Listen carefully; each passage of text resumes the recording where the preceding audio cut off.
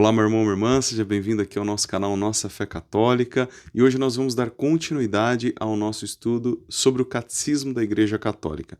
Nós estamos indo na sequência do Catecismo e hoje nós iremos falar sobre a Santíssima Trindade, o mistério da Santíssima Trindade. Os parágrafos que nós utilizaremos hoje serão dos 232 ao 267, tá bom? Mas antes da gente começar, gostaria de iniciar aqui com uma oração. Convido você a rezar junto comigo para que nós possamos ouvir aquilo que Deus tem para falar para nós, para que nós consigamos, de fato, ouvir a palavra de Deus e o ensinamento da igreja e que tudo que nós escutarmos possa realmente mudar o nosso coração. Estamos reunidos em nome do Pai, do Filho e do Espírito Santo. Amém. Vinde, Espírito Santo, e enchei os corações dos vossos fiéis e acendei neles o fogo do vosso amor. Enviai o vosso Espírito e tudo será criado e renovareis a face da terra. Oremos. Ó Deus, que instruístes os corações dos vossos fiéis com a luz do Espírito Santo, fazei que apreciemos retamente todas as coisas, segundo o mesmo Espírito, e gozemos sempre de sua consolação, por Cristo Senhor nosso. Amém. Santa Maria, Mãe de Deus, rogai por nós. Em nome do Pai, do Filho e do Espírito Santo. Amém. Bom, meu irmão, minha irmã, vamos lá? Vamos começar então o nosso estudo aqui. Bom, como eu disse, nós iremos falar então sobre o mistério da Santíssima Trindade. É claro, nós não vamos aprofundar tudo aquilo que a igreja fala sobre a Trindade. Nós ficaríamos aqui semanas, meses falando somente sobre o mistério da Santíssima Trindade. A gente sabe muito bem que a igreja tem aí um riquíssimo material a respeito disso. Santo Agostinho, por exemplo, falou muito sobre a Trindade. Vários santos durante toda a história da igreja, os padres da igreja, os teólogos. Se você quiser aprofundar isso, você pode procurar um material mais aprofundado. Mas hoje a gente vai falar o essencial a respeito da Santíssima Trindade, que é importante que nós saibamos, que nós conheçamos este grande mistério da nossa fé, que é, na verdade, algo muito acima da nossa compreensão, aquilo que está muito acima do que nós podemos imaginar, está muito acima da nossa razão. É um grande mistério para nós. Então, a igreja nos ensina que nós acreditamos em um único Deus. Isso é sempre importante a gente falar. Nós já dissemos isso no vídeo passado, mas é sempre bom a gente lembrar. Acreditamos num único Deus distinto em três pessoas. Um único Deus, Pai, Filho e Espírito Santo.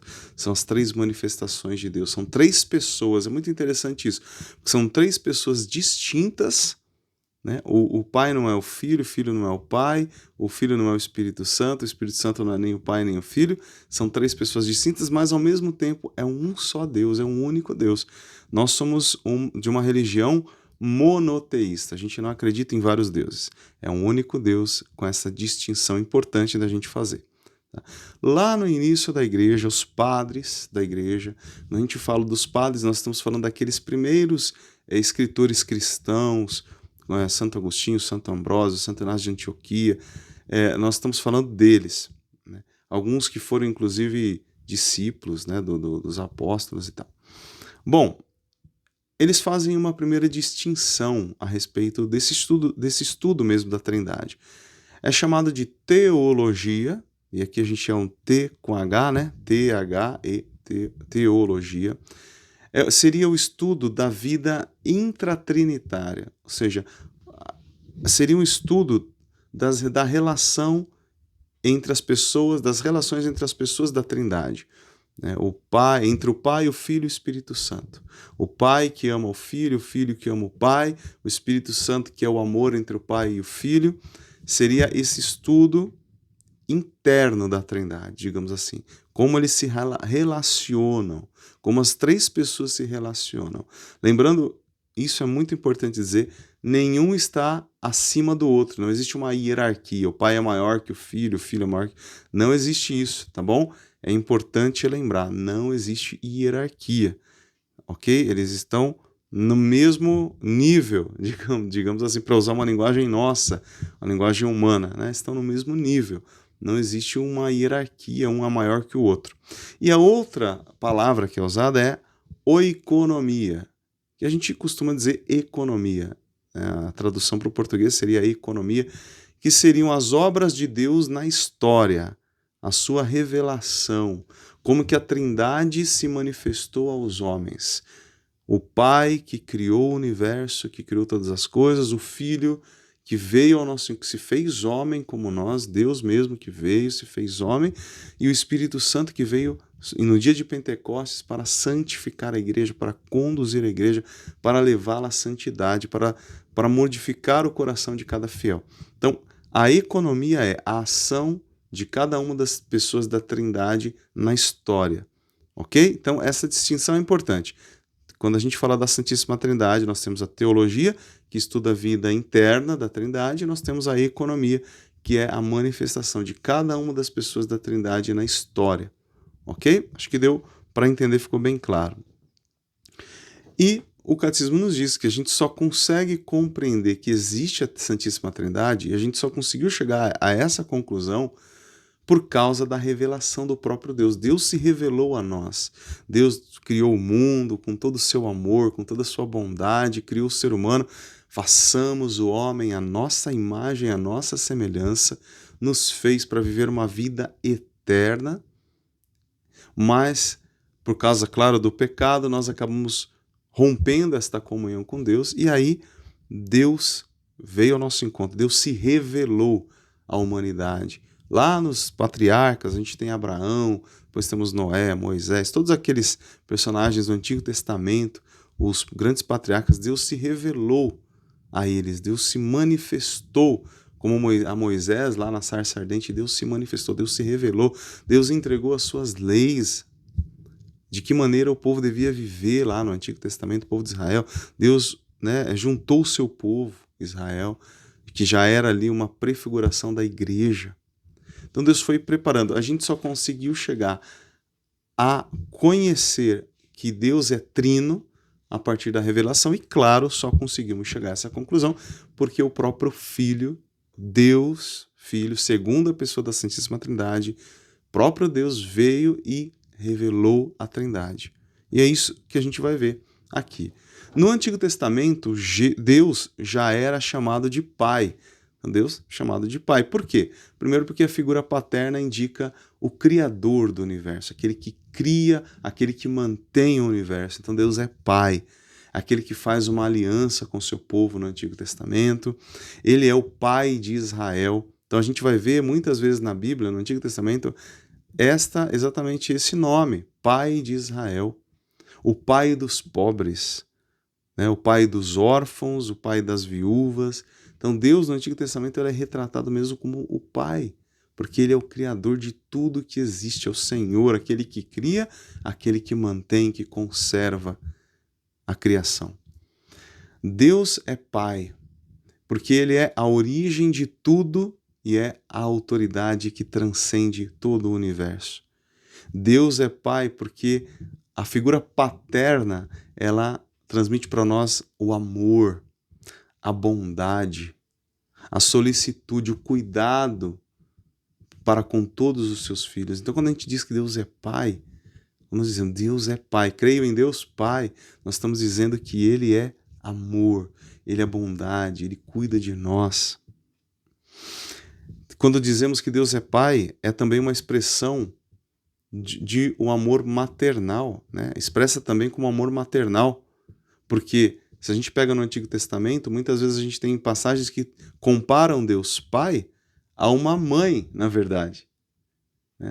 O próprio Deus, ele se manifesta assim como uma mãe, com um amor maternal, que é aquele afeto ainda mais próximo da mãe, aquele carinho de quem carrega no colo, de quem amamenta. Então Deus, apesar de ser chamado de Pai, em algumas passagens do Antigo Testamento, nós temos a figura maternal de Deus, que indica também essa intimidade, um carinho maior. Os pais, diz o Catecismo, são os primeiros representantes de Deus para o homem. Olha que coisa maravilhosa que o Catecismo diz. Os nossos pais são os primeiros representantes de Deus na Terra. Os nossos pais, com todo o seu amor, com todo o seu carinho, com toda a sua atenção, com todo o seu cuidado, eles são um reflexo de Deus para nós. Deus quis criar E Deus quis dar ao ser humano a possibilidade de ser pai, de ser mãe, para que o ser humano pudesse experimentar um pouquinho daquilo que ele mesmo é, para que nós pudéssemos saborear esta bondade. Mas o catecismo diz algo interessante. Os pais, os nossos pais, eles são falíveis e podem desfigurar o verdadeiro rosto amoroso de Deus. Os nossos pais, ainda que eles sejam de fato a imagem de Deus, o carinho de Deus, pode ver, um pai e uma mãe, eles dão a vida pelos seus filhos. Pergunte para qualquer pai, para qualquer mãe, você morreria no lugar do teu filho? Ele nem pensaria para responder. Porque Deus transmitiu esse amor também aos nossos pais, para que eles sentissem esse amor. E você que é pai, você que é mãe, você sabe disso. Você sente esse amor, é um amor infinito, um amor que é inexplicável. Muitos pais dizem isso, eu sinto um amor inexplicável pelo meu filho.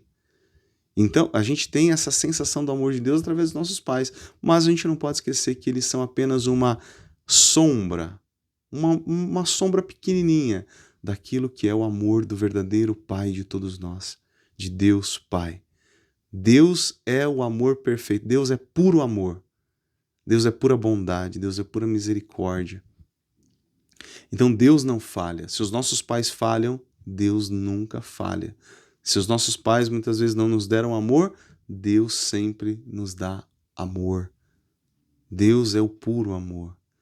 Nele não há erro. Então, o que o catecismo diz é que muitas vezes os erros dos nossos pais, a forma como eles trataram os filhos, isso pode desfigurar um pouco esse rosto amoroso de Deus. Tem pessoas que têm até trauma, tem pessoas que têm dificuldade de se relacionar com Deus Pai, porque na Terra tem pais que são seres humanos, que não são deuses. São imperfeitos como todos nós. Nós somos imperfeitos, nós somos pecadores. Então, às vezes, aquele amor que o filho espera, às vezes ele não encontra no pai e na mãe. Por quê? Porque o pai e a mãe são pecadores. Podem estar aí, de repente, com vícios, né, afundados nos vícios, no pecado. E é claro, isso vai desfigurar o amor, o rosto verdadeiro de Deus. Então, por mais que nós tenhamos os representantes de Deus nos nossos pais, nós temos que olhar para o verdadeiro Pai de todos nós, que é perfeito, que é amor perfeito, santidade perfeita, misericórdia, bondade perfeita. Deus, então, ele transcende a realidade sexual, ele transcende a humanidade. Diz o catecismo, Deus não é nem homem nem mulher, ele é um Pai perfeito, Deus é espírito. Isso também aqui é uma coisa que a gente precisa entender. Deus, embora a gente diga que Deus é Pai, porque foi assim que ele se revelou, nós temos que entender que Deus não é nem homem nem mulher. Nós somos seres sexuados, homens, mulheres, né? Deus criou o homem à sua imagem e semelhança, homem e mulher ele os criou. Assim, com essa diferença. Mas Deus, ele é a origem de tudo isso. Ele é uma única fonte. Então ele não é nem um nem outro. Nele, as duas coisas coexistem. E ele é muito superior a tudo isso que a gente conhece. Então, isso é importante falar também. Na vida intratrinitária, o Pai é o Pai eterno do Filho. Olha só, isso é muito interessante, né? Dentro da falando agora da vida intratrinitária, o Pai, ele é o Pai eterno do Filho. O Pai, ele gera o Filho, ama o Filho é amado pelo Pai, o Filho ama o Pai ao mesmo tempo. E aqui lembrando, não existe hierarquia entre eles estão no mesmo nível. Ele é Deus de Deus, Jesus é Deus de Deus, luz da luz, Deus verdadeiro de Deus verdadeiro. Não existe diferença na essência, na natureza entre eles, não existe. Eles são um único Deus. Mas existe uma relação de amor entre o Pai e o Filho. Diz Jesus, ninguém conhece o Pai a não ser o Filho, e ninguém conhece o Filho a não ser o Pai. Você vê, Jesus fala desta relação entre os dois. O próprio Jesus diz, eu e o Pai somos um.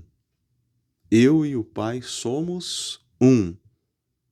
Mostrando exatamente esta unidade da Trindade, apesar da distinção das pessoas. Jesus, ele é a imagem do Deus invisível. E ele mesmo diz, quem me vê, vê o Pai. Então, aqui Jesus mostra em algumas passagens que ele e o Pai são um só. Então, um só. Existe uma relação aí uma relação entre os dois, embora pessoas distintas, um único Deus. Diz o Concílio de Nicéia, em 325, o Filho é consubstancial ao Pai, é da mesma substância do Pai, da mesma natureza. No Concílio de Constantinopla, em 381, o Filho único de Deus, gerado do Pai antes de todos os séculos, luz da luz, Deus verdadeiro de Deus verdadeiro, gerado, não criado, consubstancial ao Pai. Aqui os dois concílios de Nicéia e Constantinopla mostram que Deus Pai e Deus Filho, eles têm a mesma substância, eles são o mesmo Deus em pessoas distintas. Jesus, o Filho, ele é gerado, não criado. Porque se ele fosse criado, ele não seria Deus, ele seria criatura. Então ele foi gerado pelo Pai, antes de todos os séculos, diz o credo de Constantinopla. Gerado antes de todos os tempos pelo Pai, mas não foi criado, entende? Então, claro, para a gente se aprofundar nisso, a gente precisaria de muito tempo, né? Jesus anuncia a vinda de outro Paráclito, o Espírito Santo. Então, Jesus veio, nosso Senhor, que é Deus, veio ao nosso encontro, revelou, falou do Pai muitas vezes, mostrou sua relação com o Pai, mas mostrou também que havia ainda o Espírito Santo. Além do Pai e do Filho, nós tínhamos ainda o Espírito Santo. Quando Jesus é batizado no Rio Jordão por São João Batista, nós temos ali a manifestação da Santíssima Trindade. A gente tem Jesus, que é o Filho, sendo batizado. De repente, o céu se abre e ouve-se a voz do Pai, e o Espírito Santo, em forma de pomba, se manifesta e repousa sobre o Filho. Então a gente vê a manifestação da Trindade no batismo. Em outras passagens também. Mas Jesus vai anunciar, principalmente lá na última ceia, ele vai dizer, é preciso que eu vá, porque se eu não for, o Espírito Santo não virá. Mas ele virá, quando eu for, eu enviarei o Paráclito, outro Paráclito, outro Consolador. A palavra Paráclito significa Consolador, advogado, defensor. Eu vos enviarei um outro defensor. Porque Jesus é o primeiro defensor, eu vos enviarei um outro defensor que ficará eternamente convosco, ele estará convosco e em vós. Ele estará convosco e em vós, dentro de vocês. Então o Espírito Santo, ele não está fora de nós, ele está dentro de nós. Quando nós somos batizados, a Trindade Santa passa a habitar dentro de cada um de nós. Jesus falou, aquele que crê na minha palavra será amado por meu Pai. Eu, por minha vez, virei a ele, eu e o Pai, e faremos nele a nossa morada. Então, o Pai, o Filho e o Espírito Santo habitam em nós, dentro de nós. E o Espírito Santo, diz Jesus, estará em vós. Esse Espírito Santo já aparecia lá no Antigo Testamento, no Gênesis. No primeiro capítulo do Gênesis, quando se diz que o Espírito de Deus pairava sobre as águas. E aí já aparece uma relação do Espírito Santo com a água, né? A gente fala que o Espírito Santo é água viva. Jesus fala que o Espírito Santo é água viva. Então, o Espírito Santo já aparece lá no Gênesis. O Espírito de Deus pairava sobre as águas. É ele quem falou pela boca dos profetas. O Espírito Santo era aquele quem falava, anunciava pela boca dos profetas. Foi ele quem inspirou as Escrituras. Foi ele quem falou, ele que inspirou os autores sagrados a escrever as Escrituras sagradas. Ele estará com os discípulos e dentro deles, para ensiná-los e conduzi-los à verdade plena. Ele é uma outra pessoa em relação a Jesus e ao Pai, como nós já dissemos. Ele é enviado pelo Pai e pelo Filho à igreja. Então, quem é que envia o Espírito Santo? O Pai e o Filho. O Espírito Santo é enviado não apenas pelo Filho, não apenas pelo Pai, mas é enviado pelo Pai e pelo Filho. Jesus falou, eu vos enviarei um outro Paráclito. Ele fala isso também. E aqui a gente vê então o mistério da Trindade revelada nos Evangelhos. Além disso, Jesus, quando ele vai subir aos céus, ele diz para os discípulos reunidos lá no monte, ele diz para eles, olha, Eu quero que vocês vão agora, ide pelo mundo inteiro, vão pelo mundo pregar o evangelho a toda criatura, batizando-as em nome do Pai, do Filho e do Espírito Santo. Jesus revela definitivamente a Trindade aqui. Então, a revelação da Trindade pela boca do próprio Jesus é muito clara. Existe uma Trindade, um único Deus revelado em 3 pessoas distintas. Cada um tem aí a sua função, digamos assim, a sua missão. O Pai de criar e sustentar o universo. O Filho de salvar, de nos redimir, de nos abrir as portas da vida eterna novamente. E a função do Espírito Santo é conduzir a igreja, santificar a igreja, a alma de cada fiel. Ele habita em nós. Esta é a missão do Espírito. E aí depois nós temos ainda no Concílio de Constantinopla, ano 381, que diz para nós: cremos no Espírito Santo, que é Senhor e que dá a vida. Ele procede do Pai e do Filho, e com o Pai e o Filho é adorado e glorificado. Bom, se o Concílio diz que o Espírito Santo é adorado, é porque o Concílio está dizendo que o Espírito Santo é Deus. E aqui é importante falar uma outra coisa também. Nós dissemos aqui, o Espírito Santo é a terceira pessoa da Santíssima Trindade. O Espírito Santo não é uma energia cósmica. O Espírito Santo não é como a eletricidade, como uma coisa inanimada. O Espírito Santo é uma pessoa, né? A terceira pessoa da Santíssima Trindade. Então o Espírito Santo é Deus, assim como o Pai, assim como o Filho. E o Espírito Santo, portanto, se ele é uma pessoa, ele me escuta, ele me responde, ele fala comigo, ele me orienta. Tem uma passagem no livro dos Atos dos Apóstolos que os apóstolos dizem assim: nós e o Espírito Santo decidimos. Nós e o Espírito Santo decidimos. Por quê? Porque eles tinham intimidade com o Espírito Santo. Eles falavam, ouviam, falavam com o Espírito Santo, escutavam o Espírito Santo falar. Ok? Então é importante a gente ressaltar isso. O Espírito Santo é uma pessoa. Assim como eu falo com o Pai como uma pessoa, assim como eu falo com o Filho, que é Jesus, como uma pessoa, eu tenho que falar com o Espírito Santo como a uma pessoa, porque ele é uma pessoa divina. Eu falo com ele, ele é Deus. Vamos lá. E aí que está também uma grande diferença com as igrejas ortodoxas, por exemplo, porque isso é um detalhe, tá? Porque nós católicos dizemos, né, que o Espírito Santo procede do Pai e do Filho. E os ortodoxos dizem que o Espírito Santo procede do Pai por meio do Filho. Mas aqui, na verdade, isso aqui foi uma das coisas que mais deu problema para haver a divisão entre católicos e ortodoxos, por causa da filioque, né, que seria essa expressão. Nós cremos que ele procede do Pai e do Filho. Os dois enviam o Espírito Santo, e os ortodoxos dizem que é o Pai que envia por meio do Filho. E por causa disso deu aí um grande problema, tá? Mas a gente também não vai aprofundar isso aqui. E diz o Catecismo que a fé na Santíssima Trindade é bíblica. Olha só, por exemplo, muitas vezes lá em São Paulo faz a sua saudação dizendo: a graça do Senhor Jesus Cristo, o amor do Pai e a comunhão do Espírito Santo estejam com todos vós.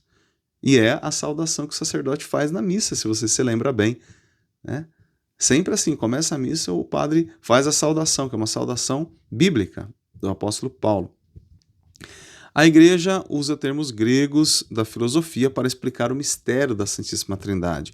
Então, termos como substância, pessoa, hipóstase e outras expressões, relação, tudo a igreja pega da filosofia grega muitos termos, porque a igreja não tinha esses termos para explicar o mistério da Trindade, e aí ela se valeu dos termos gregos para poder explicar tudo isso, certo?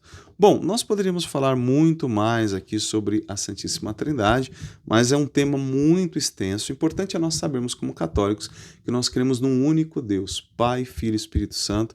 Esse Deus se revelou, né? Ele se revelou na história, ele se mostrou como Trindade. Cada uma das pessoas tem a sua função, a sua missão específica, mas quando o Pai age, o Filho e o Espírito Santo agem ao mesmo tempo. Quando o Filho age, o Espírito Santo e o Pai agem ao mesmo tempo. Quando o Espírito Santo age, o Filho e o Pai agem conjuntamente. Não há separação entre eles. Tudo o que um faz, os outros dois fazem também. Então, quando a gente diz que Deus criou todo o universo, o Pai criou o universo, mas ele criou pelo Filho, pela ação do Espírito Santo. A Trindade age sempre junta porque é um único Deus. Tá certo? E aí vale lembrar aquela história de Santo Agostinho. Santo Agostinho que estava caminhando pela praia, tem até uma música, né? Caminhando pela praia deserta, e de repente ele viu lá ao longe um menininho que estava com uma conchinha, tinha um buraquinho, ele fez um buraquinho na areia, ele pegava uma conchinha, enchia da água da praia, voltava lá e jogava no buraquinho. Ia lá, pegava um pouco da água da praia e jogava no buraquinho. E aí o Santo Agostinho chegou, ficou curioso, falou, esse menino, o que ele está fazendo? Perguntou, menino, o que você está fazendo aí? Você acha que você vai conseguir colocar toda a água do mar, dessa praia aqui, dentro desse buraquinho, desse tamanho? Olha o tamanho do mar, olha o tamanho, a extensão desse mar que não tem fim. E o menininho, de repente, olhou para ele transfigurado, e era um anjo. E o anjo disse para Santo Agostinho, Agostinho, é mais fácil eu conseguir colocar toda a água do mar dentro desse minúsculo buraquinho do que você compreender o mistério da Santíssima Trindade. Porque a nossa cabecinha é como aquele buraquinho muito pequena diante de um mar infinito, que é Deus. Nós jamais vamos conseguir compreender nesta terra plenamente o mistério da Trindade. Amém? Bom, meu irmão, é isso. Se você não é inscrito no canal, se inscreva aqui no canal. Por favor, deixa aqui um comentário, deixa uma curtida, compartilha esse vídeo, porque quando você curte o nosso vídeo, escreve um comentário, compartilha, mais pessoas são atingidas por esta palavra, e também o YouTube ele ajuda a fazer o vídeo ir mais longe, tá bom? Então peço sua ajuda aí pra gente, tá bom? Que nosso Senhor Jesus Cristo nos abençoe, em nome do Pai, do Filho e do Espírito Santo. Amém. Fique com Deus. Até o nosso próximo vídeo.